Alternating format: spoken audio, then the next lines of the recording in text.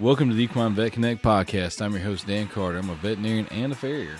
The goal of this podcast is to educate horse people, break things down, bust myths, and keep it real. Speaking of breaking things down, here's my legal disclaimer to keep my attorney and insurance company happy. While I am a vet, I may not be your vet. Contact them before trying anything you hear on this podcast. Remember, just because you watched it on YouTube or heard it on a podcast does not mean you can do it. Please use common sense.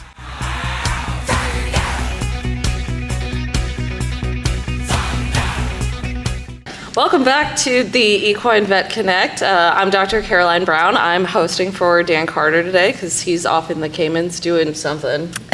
I don't know. He just goes to the Caymans and we're like, all right, cool. We get to have girls' day. We're taking over. I'm Dr. Caitlyn. So today we're going to do a topic that might seem a little bit strange, but it's one that's really, really important to us and that we've been looking forward to doing for a long time. So this podcast is going to be kind of about end-of-life care and the whole process of euthanasia and everything like that. So, we've got a lot of good things to talk about, and hopefully we can shed some light on this topic and make it less scary. Yeah, because I think this is an episode that we've kind of been talking about doing for a while, but we were like, it's not the right time. We want to make sure we do it right, and so because it's a sensitive topic, and I feel like it's one of those things that people they always tell me, they're like, well, I could never do what you do. I could never, be a vet because I don't want to do the euthanasia part. Yeah.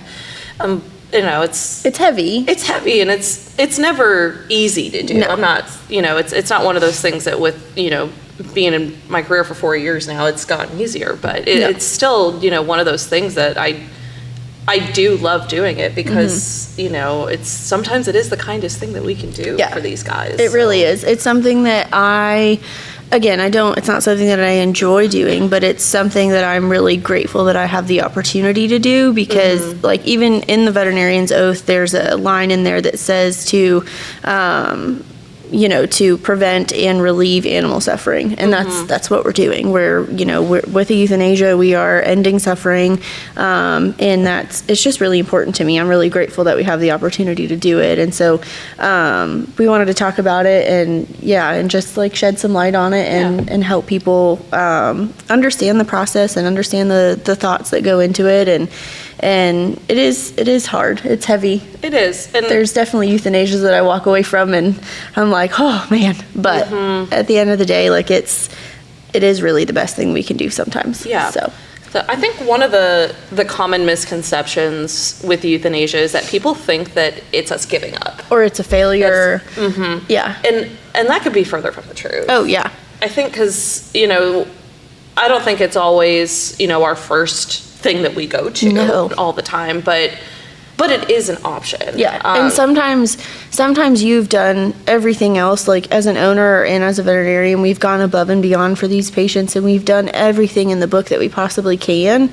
But sometimes this is the last thing we can do. And that's not because we failed. It's not because we didn't try hard enough. It's not because, we are not capable of doing other things. It's just because that's the best thing to do. And it's not a failure. No. So I think kind of segueing into that, let's talk about quality of life because I feel like that's something that we talk about a lot on this podcast. I think it comes up all the time about, what is quality of life and how do we know what's good versus what's bad? And I think it's a very subjective thing. It is. And it's different for every horse. It's different for every owner. Yeah. It's different every day. And that's why it's hard to put a timeline on every case because they're all different. But when you look at quality of life, you have your basic necessities for living, which is can you get access to food and water easily? Can you walk around and find water? Can you walk around and find food? Can you eat your food? Can you lay down and get REM sleep? Those are things that horses have to be able to do to sustain life. But then beyond that, beyond just sustaining life, but having quality of life is what do they enjoy? What are their favorite things? Do they love to go around and have a good roll once a day? Do they do they like to go get treats? Do they like to have a job? Do they like to work? What's their favorite things to do? So like my kind of assessment for that is I call it the 3 out of 5 rule. So, you know, when we're talking about quality of life for an animal, we'd say, okay, what are, you know, 5 things that my horse loves to do? Yeah. You know, like what's their favorite treat? You know, what's their favorite thing? Like what's, you know, their routine. And then when an animal isn't able to do 3 out of 5 of those things, that's where we need to start having a conversation and say, hey, where do we need to change, you know, maybe our pain management, or do we need to, you know, add another step to this, or, you know, do we need to have the end of life conversation? Yeah. So it's kind of my checkpoint. And I know, and you were kind of telling me before, you have a different system. I do. I usually tell people, because it is very subjective, and it's really hard to be objective about this and to pull the emotions out of it. So I tell people to print out a blank calendar for the month, and I kind of, going along with Caroline's like 3 out of 5 rule, I'm like, did your horse have a good day or a bad day today? Did they get around well? Did they, you know, were they doing their favorite things? That's a good day. Or if, you know, they're kind of struggling, they seem down, they're just not having a good day, then you mark that down as a bad day. And when you kind of tip over the edge of having more bad days than good days, I think we need to have a conversation. And I think it's that for me, because I'm a very like pen on paper, I have to see it person. And I think when you're living in it day to day, it's really easy to get caught up in, oh, today was just a bad day, but tomorrow will be better. And oh, tomorrow was a bad day too, but the day after that will be better.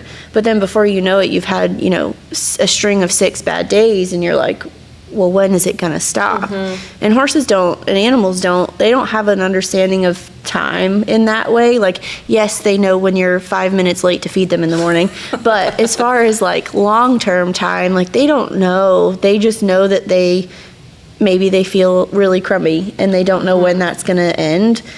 But they also don't know, like, if they have a terrible, like, terminal diagnosis, they don't really know about that either. So it's not like it's hanging over their heads every day, but they don't understand that there could be a light at the end of the tunnel. They don't understand that. Right. I think one of the things that gets really difficult when we have end of life conversations is a lot of the emotions that are going into it are our emotions. It's our own feelings. It's not necessarily the animals. Because like you said, the animals, they don't know that they have a terminal diagnosis. They just know that, you know, there's food in front of them, and there's pasture to go run around, and their buddies are out there. And they're going to do it.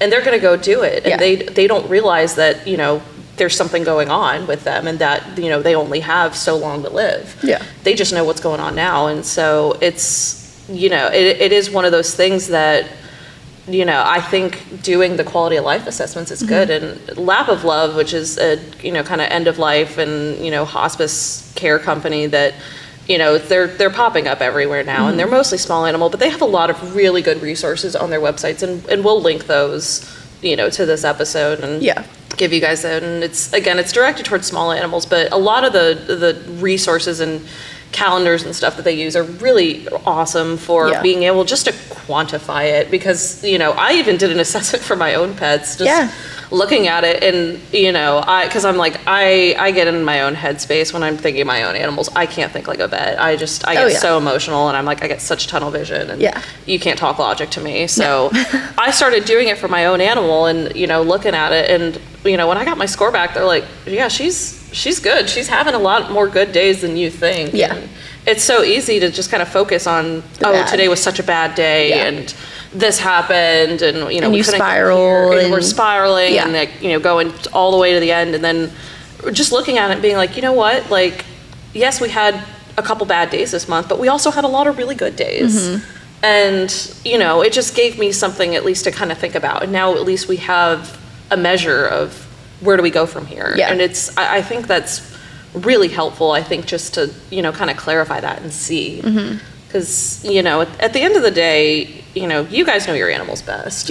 We only see them maybe a couple times a year. And we can help. I think sometimes it helps to have somebody with kind of fresh eyes come in and make that assessment. But ultimately, like, we can't make that decision for you. Like, you have got to make that decision, and you can ask your friends, you can ask your family, like other people that know your animal really well, to help you kind of assess day to day. But, you know, it's not something that we can help you make that decision, but we can't make the decision for you.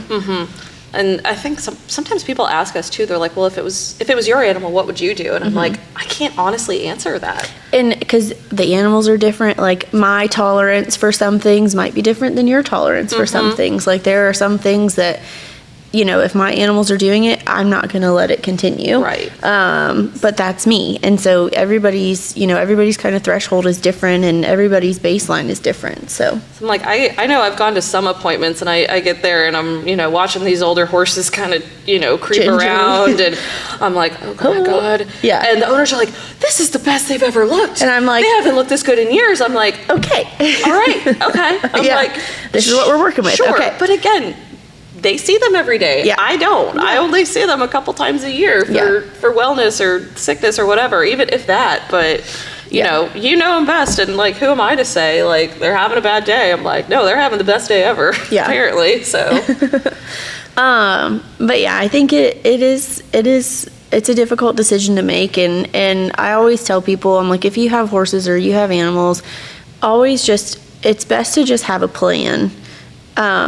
Because emergencies happen, like freak accidents happen, and it's like, what are you able to do for them? Like my own horse, he's 25, he does not have a colic surgery option. Like if I can't fix it with fluids, we're gonna be done.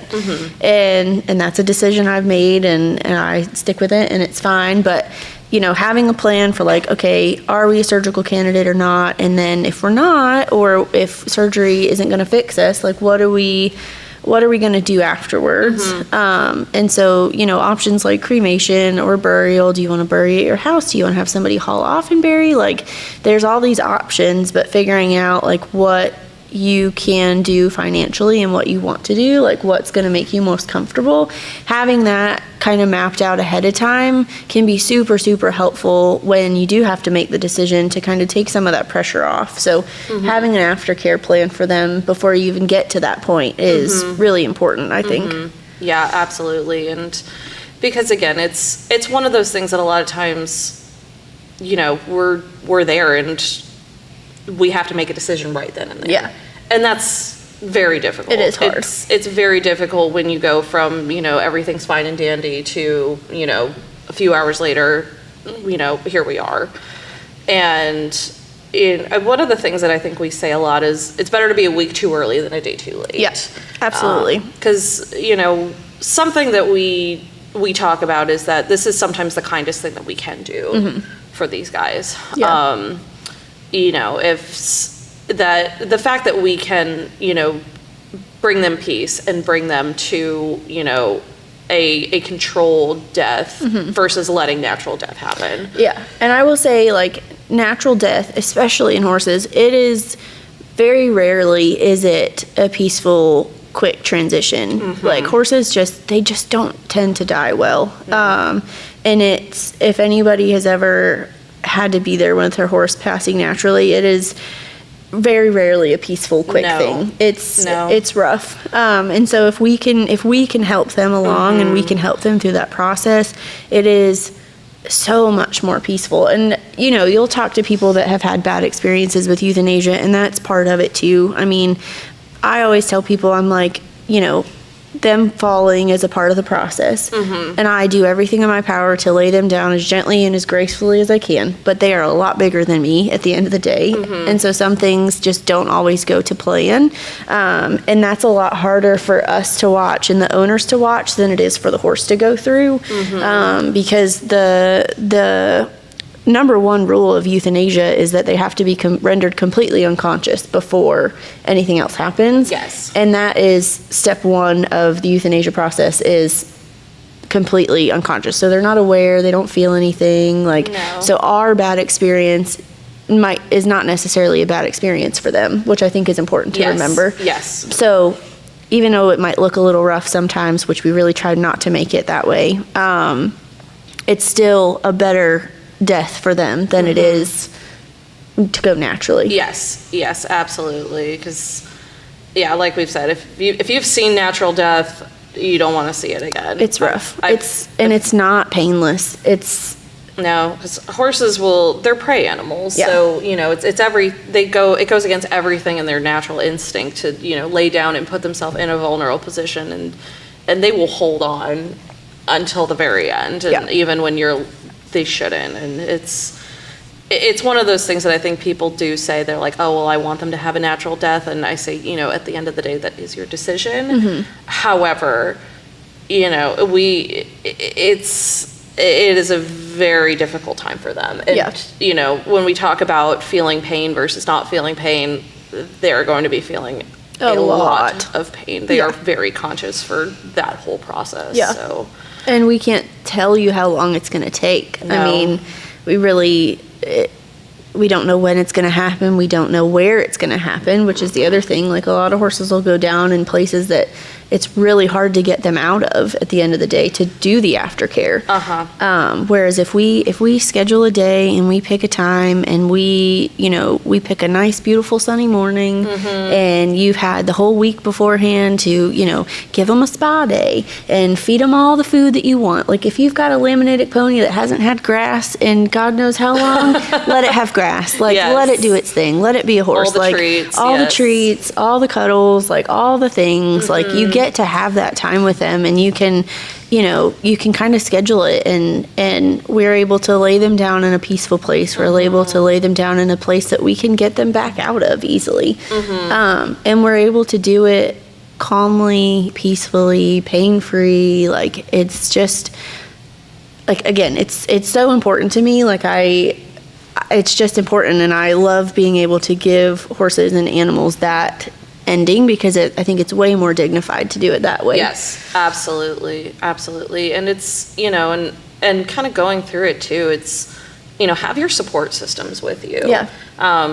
This is not always an easy decision to make. So, having family members involved, having close friends, the horse community is very tight knit. Yeah. It is one of those things that, you see really, really strong bonds between people. So, having that support system there with you. I mean, I've gone to some euthanasias where I'm like, oh my gosh, the entire community's here. You have a crowd of people. You have a whole crowd, and it's so lovely to see that. Just that so many people love this horse. It's like the old lesson pony. I mean, it's like the entire lesson program for like 30 years shows up to one. I was like, oh my God. Yeah. Like, you're like, this old guy has like taken all these kids around and taught them to ride. Yes. And we owe it to them to have that end. Like, I think so. I mean, yeah. Yeah, it is. And I don't judge people too, if they don't want to see the going down process or the burial process or any of that. I'm like, there's a lot going on there. I know there's a lot of hot topics out there about, when you need to be there and when not. I don't judge people for it. I always give people the option. I'm like, I walk people through the whole process, and I say, do you want to be present or not? Like, your horse will not be alone. We will be here with it the entire time. Yes. Like, you do not have to worry about that part of it. But I'm like, and I often give people the option too. I'm like, if you want to wait till I get them down and then come back and sit with them, you can. Like, you don't have to see them drop. You don't have to see that part of it if you don't want to. But I always remind them, like, there are some things that can happen after they're down, which are totally normal. But just try to prepare people for that. I think just even if they've seen euthanasia before, I still walk them through the whole process, and I remind them of all the things. But I give you the option, and we don't judge. No, it's not a time to judge with that. It's, everybody handles things differently. But yeah, so I guess now that we've kind of talked about like what goes into making that decision and how many different ways you can think about it, we can talk about kind of what actually is a euthanasia. And so euthanasia in and of itself means good death. That's what the word means. And so there's lots of ways that we can do it, but the most common way that we do it is with an injectable solution, which is, it's essentially an overdose of anesthesia. And the whole point of anesthesia is to disconnect the brain from the body, so no pain, no awareness, like completely unconscious, so all the things that we want. And then the body just kind of slowly shuts down after that. I say slowly, it's usually within less than 5 minutes until they're gone. horses that are really sick or have like circulatory issues and things like that, they can take a little longer sometimes, but yeah. And so sometimes we might sedate them beforehand. It really kind of depends on the situation. Horses that are really, really sick, sometimes that sedation will slow that process down and can actually make them a little, have a little more movement during that. So it's kind of questionable whether we'll do that or not, but it is something that we do just to try to minimize those signs that we see afterwards. But again, our goal is to try to get them to lay down as gently as possible. And like I said, we do everything we can to lay them down gently, but they are a lot bigger than we are.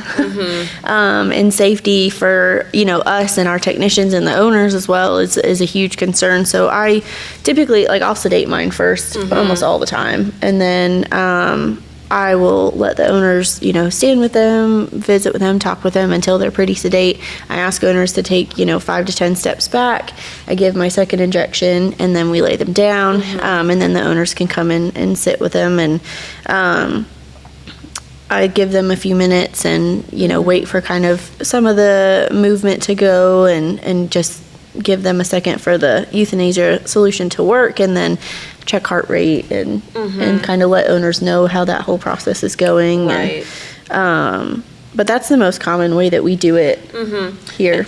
Right. And it's and the kind of process of it is usually their heart stops, so the circulation stops, and at that point that's when I tell people that they're gone, they're done. But there can be some movement afterwards. We'll stay there, and you'll see that we're checking nerve reflexes and stuff just to make sure that all the nerves are discharging. Something that is common to see, unfortunately, is called agonal breathing, where they take these very sharp, deep inhales, and they're not actual true breaths. It's just the nerves firing all the excess energy that they have. But they can be kind of scary to see. So I do warn people that is something that they are likely to see. Again, we try to do things to mitigate that happening, but sometimes it does happen, especially really, really sick horses. They seem to do it more than others. But, the other thing you can see sometimes is twitching or some paddling with the legs. That's also very normal.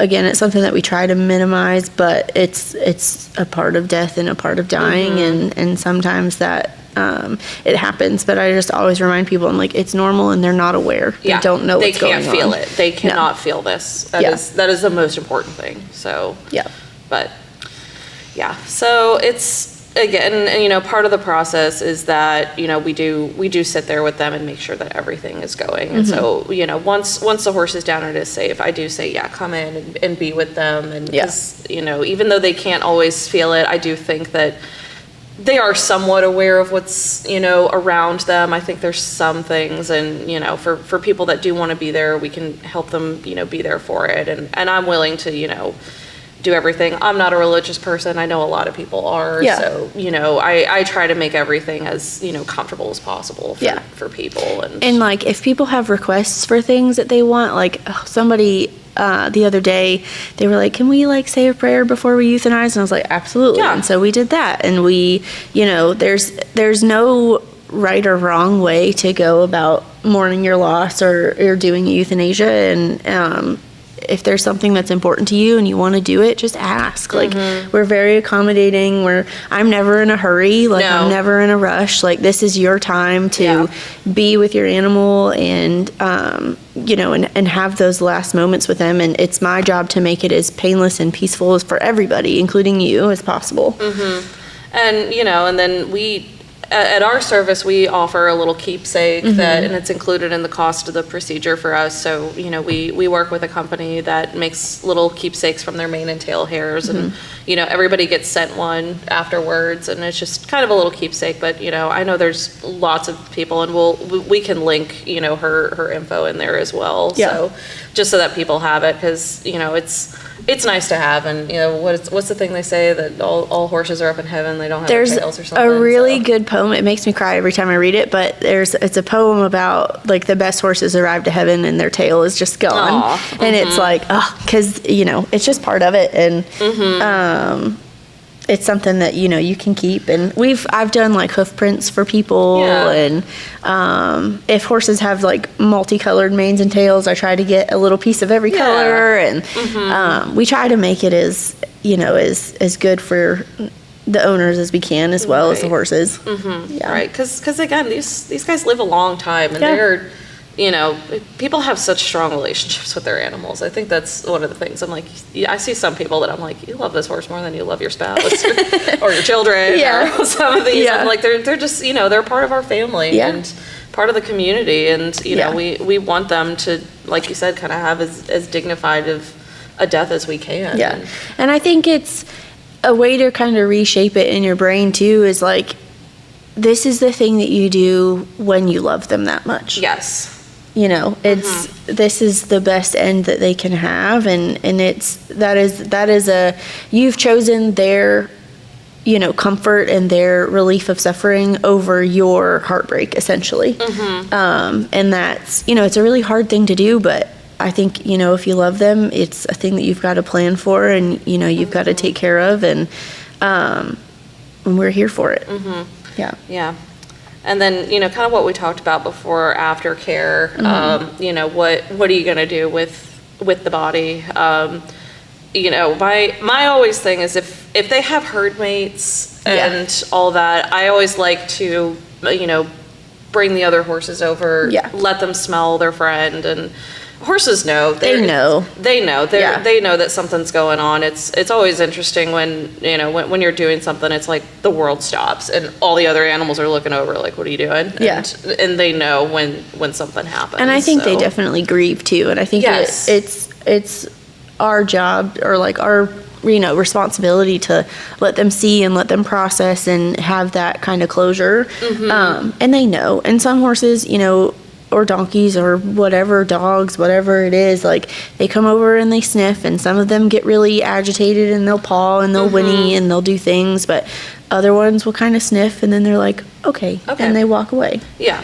So I think that's really important to do is, you know, especially if they are very bonded, even if they're not bonded. Sometimes you have those ones that you're like, oh, they kind of just tolerated each other. They were just roommates, but then, you know, those herd bonds, they're strong. Yeah. So they, I try to not have other animals in the area when I'm doing it, just for safety reasons, but I'm happy to have them brought in afterwards and just give them that moment, because it, you know, it takes 5 minutes. It's just part of the process. So, you know, it's, because again, it's the whole family. We're all involved. So, you know, having that, and then, you know, disposal of the body afterwards. There are a lot of different options. If your you know, local laws allow you to bury at home and you've got the space for it, you know, we have resources that, you know, they'll call and they'll help you dig a hole if you don't have the tools yourself. We have people that they'll haul the horse off and they'll bury on their own properties, and so, and then cremation is also something, and a lot of, you know, pet cremation services now are offering horse cremation, which is awesome, because for a while that was not a thing.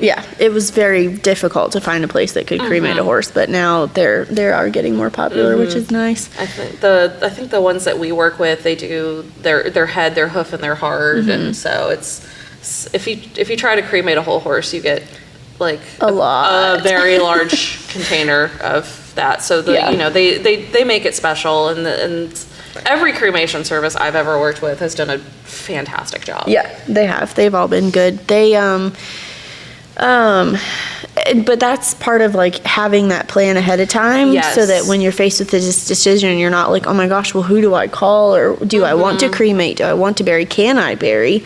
You can figure all of that out beforehand. Like, I know at my house I can't bury on my property, so my horses will have to get cremated, and that's just, it is what it is. But you know, having that knowledge ahead of time before you're in this high emotional, like high intensity situation, you already have that in place, and you just have to make a phone call. Right. And we can help you make those decisions too. You know, we have a lot of resources with us. It's great that we live in a really good community where there are a lot of options for people to do, because, you know, for some people I know that's not always the case. But, you know, again, just, I think kind of everything goes back to, you know, have a plan and have a conversation Yeah. with anything, because, you know, this isn't an easy topic. This isn't something that, you know, we love discussing and we love doing, but it's important. And it's real, and it's something that I think, you know, every horse owner at some point is going to be faced with this. And, you know, and a lot of times it's sooner than what we think. But, you know, if we've at least, you know, kind of had this conversation beforehand and we have some thoughts and process, it won't necessarily make it easier, but I think sometimes, like, if we do, you know, give out like a terminal diagnosis, and we can kind of make a plan for it ahead of time, and we can be like, you know, these are the things that are likely to happen, or these are the declines that are likely to happen, and kind of like a stepwise. And it's like, okay, if we're seeing this, then maybe we can, like you said earlier, do some different pain management, or we can do this different treatment. Okay, we've handled that, but now we've got this next step in the process. And it's like, okay, so you can kind of watch these things happening and declining. And again, the horse doesn't know they have a terminal diagnosis. They're just living life. But we can monitor, and we can help you kind of navigate that and see, you know, the quality versus the quantity of life thing, and go through it. And there's a lot of things that go into that, you know, the comfort level, the financial level is a huge thing. You know, I think that's where a lot of people do ask me if, you know, if I say we're having a bad colic, and, you know, I say, hey, we have a, you know, maybe 25% chance of making it out to the end of this, and they're like, do you want to commit the time and the finances to trying to save them? If the odds aren't in their favor. Right. And because, I mean, anybody that's been through a colic knows they can get expensive very quickly. And, you know, and so I don't want to judge people that say, I don't want to try. I'm like, that's okay if the odds aren't good, or if you just simply can't, like, if you just don't have the finances to do things, like, that's okay. Like, that's not it's not a failure. No. It's, you know, if the options are put them down, or I can't treat them and they're going to be painful, I'd rather put them down. Yes. You know, it's not a failure. It's not a bad option. I call it a TTJ, a transfer to Jesus. If there's nothing else that I can do, or I can't fix it, or, you know, we just can't, you know, as a client and an owner and a veterinarian, if we can't make it happen, I beam them on up. Beam them on up. And, you know, we get a little dark humor as we go through it, just because, you know, we do deal with death a lot. We do. And it's a little bit of a coping mechanism for us, but, you know, it's not, at that point, I still don't look at it as a failure. I mean, I've done everything that we can, and, you know, this is still the best thing left I can do. Yes. And you know, kind of like what we talked about at the beginning, it's nobody's favorite thing to do, but sometimes it is the kindest thing we can do for them. And that's how, at least I'm able to kind of go through and continue to do this, because I'm like, you know what, I've done a good thing for this animal. If I've done one right thing for them, I helped them at the end. And, you know, they're up in horsey heaven and they don't feel pain. They've got 4 brand new legs and they're running around. They can eat all the food they want. But I think some of the hardest ones for me have been when I feel that we really need to euthanize an animal, and I'm either like not granted that chance to do so, or I got there too late. I think those are the ones that really stick with me the most and are the hardest, because I didn't get to help at that point. You know, I had to walk away, and you know, I know that either that horse did suffer before they died, or, you know, are still suffering, and that's really, really hard for me to sit with. I think that's harder for me than euthanizing them most days. Because again, that natural death is not pretty to see. It is and it's one of those things too that I think a lot of people just, they think that that's the way to go, and they think that that's how it should be, and I'm like, you know, to each their own, I suppose. But, you know, knowing what we know, I have never once recommended pursuing a natural death over a controlled euthanasia. I don't think I can't even think of a scenario where I would allow that, truly.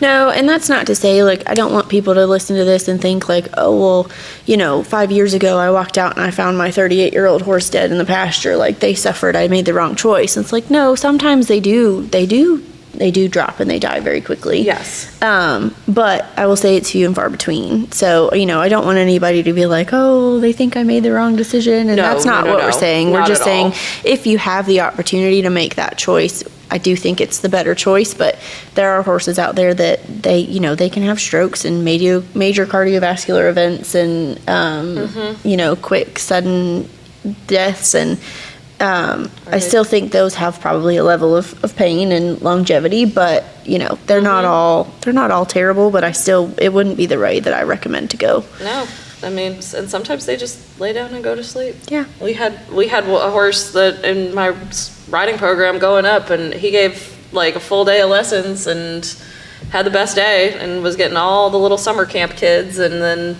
that night he just laid down and went to bed. Yeah. And never woke up. But, that's how they go sometimes. Yeah. And I'm just like, I don't think if you had asked any of us if that horse was suffering that day, I'm like, nah, he was having the best day. Yeah. We didn't know he was going to go down that night, but. Yeah. It happens. It happens. It's just, it's there. And, it's sad, but, and I think there was probably a lot of questioning and saying, well, were there any signs? And, we can't go back in time and do anything, but that's how it went. And I have to think that he's like, all right, it's time. See you later. Yeah. Deuces. Yeah, I think there's lots of ways. People sometimes will ask us to like lay them down with ketamine before we euthanize them.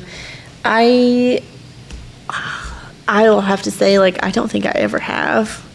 I've done it once because it was for, like, a very specific, like, necropsy purpose, which, that's not even something that we even really talked about in here about, necropsy. It's, it's something that we will do for insured horses. A lot of times if you're trying to, claim mortality insurance on them, you do have to have some sort of necropsy evidence about a disease. A lot of the universities will do official ones as well.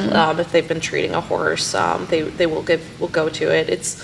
But some people just, they want to know if it is something like a colic, that if it was something that we could have treated or not.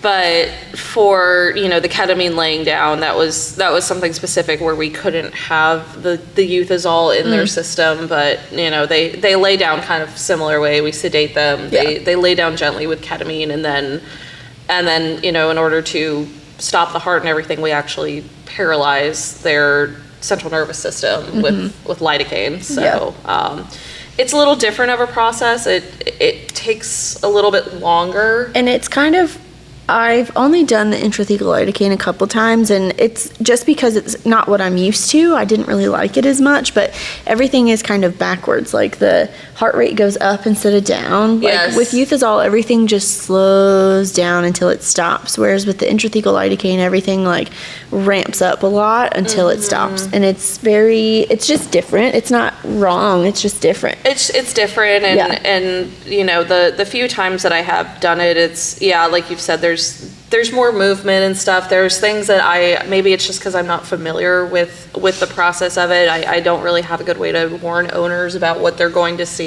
and what could happen, and I don't really know how to mitigate those things as they happen. So it's not something that I will recommend unless it's a very specific circumstance where we are trying to do something specific necropsy wise afterwards. So most of the time we're just going to sedate, give our second injection, and then lay them down and go from there. But people will, there's some misconceptions out there, I think, about giving them different drugs. Like I was asked to give a horse propofol one time, and I was like, that's not gonna work.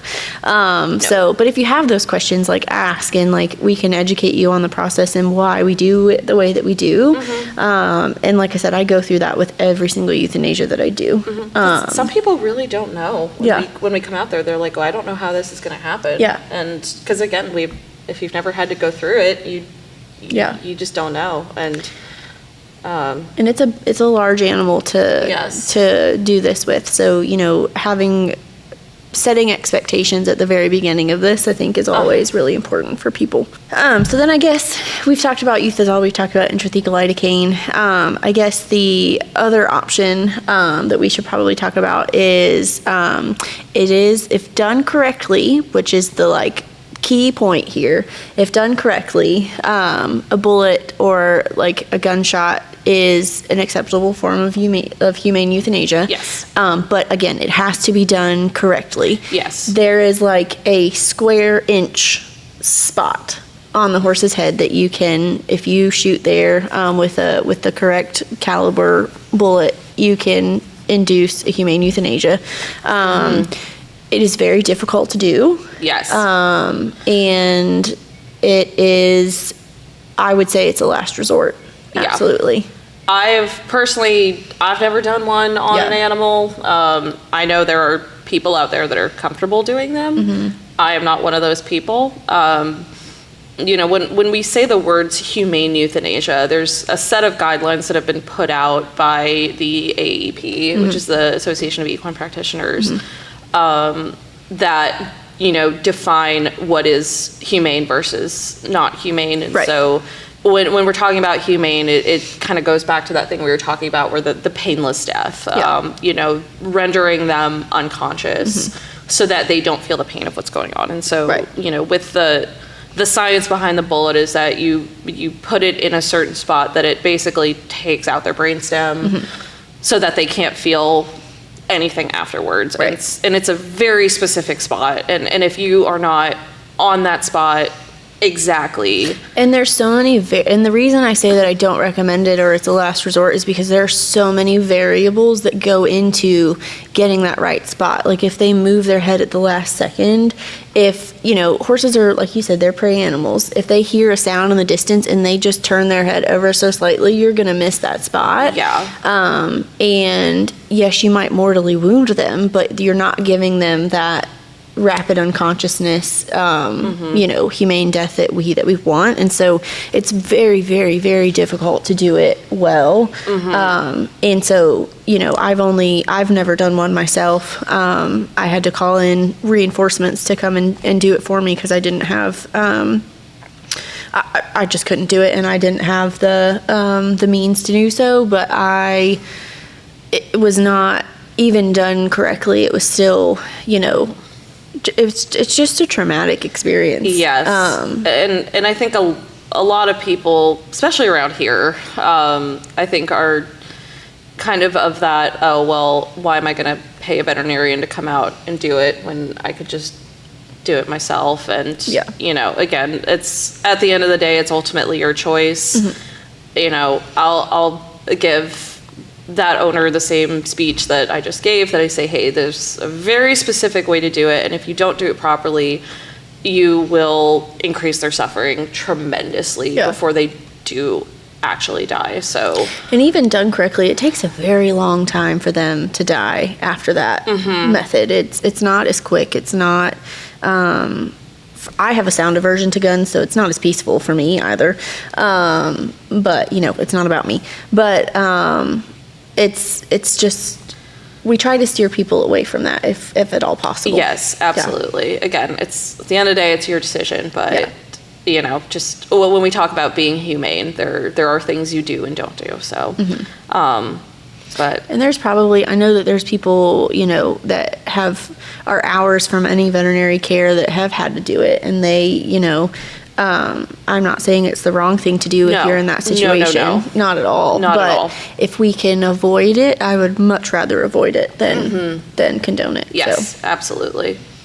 I think this was a really good conversation. I mean, I know it's not a fun topic. It's, so if this isn't your episode, we'll see you next week. Yeah. But I think our goal when we made this was, we're like, this is a very real life podcast, and this is unfortunately kind of one of the things that we have to talk about at some time, and it's nobody's favorite topic, but it's a real topic, and we just wanted to give people some insight into the process and the thought process, and just kind of guide you in thinking about that decision, and again, just reframing the mindset around it, that it's not a bad thing. It's not a failure. It's not my favorite part of my job, but it's a part of my job that I'm very, very, very grateful to have the opportunity to do.